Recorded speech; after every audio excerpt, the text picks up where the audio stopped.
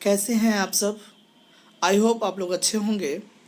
आज ग्रामर और translation portion का एक इम्पॉर्टेंट चैप्टर जिसका नाम है सीक्वेंस ऑफ टेंसेस का अध्ययन किया जाएगा।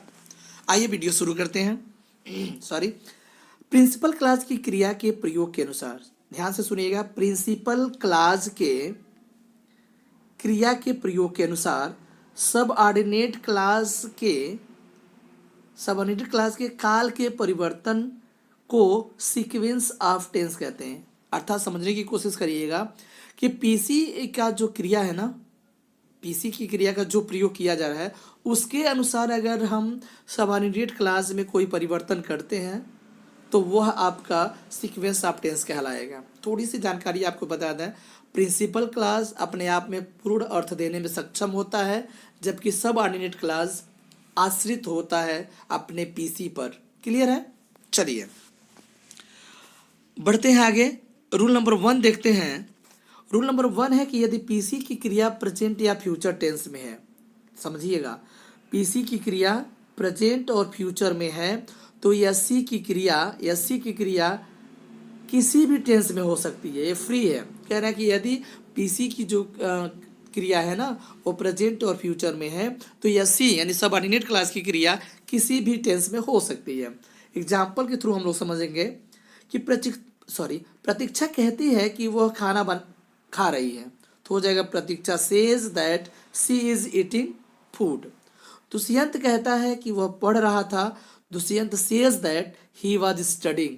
कहने का तात्पर्य देखिएगा यहाँ पर कि दोनों सेंटेंस पीसी प्रेजेंट में है, लेकिन जो अदर यसी का जो क्रिया है वह एक टेंस है, कह सकते हैं टेंस कि एक प्रेजेंट कंटिन्यूअस है, एक पास्ट कंटिन्यूअस। इसलिए कह रहा है कि पीसी की जो भी क्रिया अगर प्रेजेंट और फ्यूचर में है तो यसी का किसी भी टेंस में हो सकता है उसकी क्रिया। ठीक है।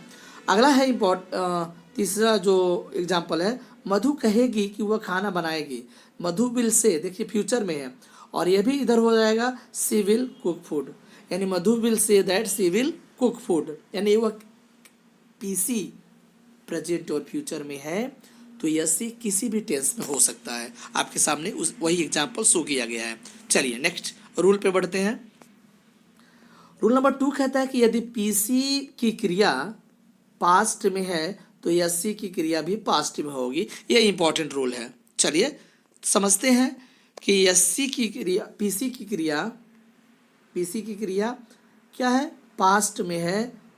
तो ये देख रहे हैं आप, चोर यानी पुलिस ने देखा कि चोर भाग रहा है। अब चोर भाग रहा है प्रेजेंट में है और पुलिस ने देखा कि पास्ट में है, लेकिन इसलिए कह रहा है कि जब इसका इंग्लिश बनेगा तो पास्ट में बनेगा।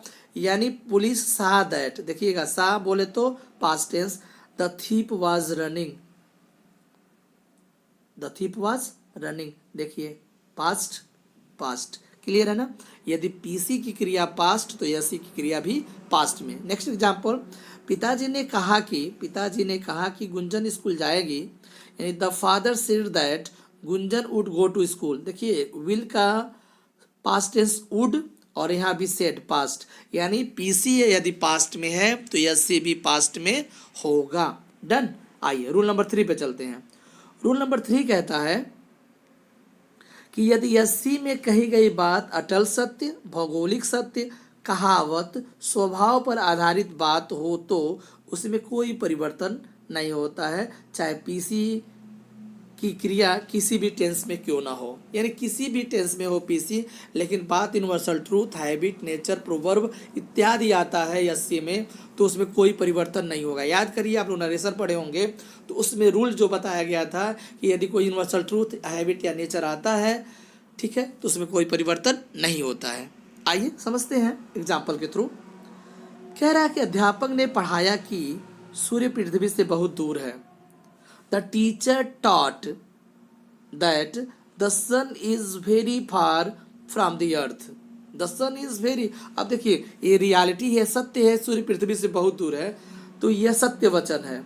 अब कह रहा है कि पीसी के जो क्रिया टॉट है ना वह किसी भी टेंस में हो, लेकिन जो सेंटेंस यूनिवर्सल ट्रूथ है उसको हम सेम टू सेम लिखेंगे, यानी लिखेंगे हो जाएगा इसका the teacher taught that the sun is very far from the earth. Okay, आइए नेक्स्ट एग्जाम्पल देखते हैं। माता जी ने सिखाया कि ईमानदारी एक अच्छी नीति है।